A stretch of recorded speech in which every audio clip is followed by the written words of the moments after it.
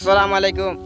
আমি আপনাদের সামনে একটা ভিডিও নিয়ে আইছি যে আমি এই গ্রামে আসছি কিছুটা দিন বেড়ানোর জন্য।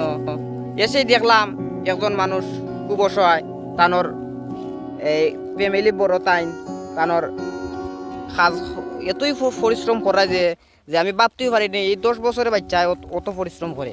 তো তানোর আছে দুই একটা কথা জানতে চাই, আপনি কি কথা কিছু কইবাই আমরা এই ভিডিওত হোক আপনি আপনার যত দুঃখর বিষয় আছে আপনার আমরা কাছে কোনো সমস্যা নাই। আপনার নাম কি তা? আমার নাম রাজন। রাজন। আপনার ফ্যামিলিত মানুষ কজন আছে? আমরা ছজন। আপনি কিটা সবার বড়? জি। আচ্ছা, আপনার বাবা কি কাজ করে? বাবা কাজ করতে পারে না। হ্যাঁ, আচ্ছা, আপনি পড়ালেখা করেন? না, টাকা পয়সার জন্য আমি পড়ালেখা হ্যাঁ, করতে পারি না। আচ্ছা, আপনার বয়স কত? তো 12। আচ্ছা, আপনার গ্রামের নাম কিতা? আমার গ্রামের নাম বীরগাঁও। বীরগাঁও। আচ্ছা, বীরগাঁও। আর জেলাটার নাম মনে হয় শান্তিগঞ্জ। জি। আচ্ছা, ঠিক আছে।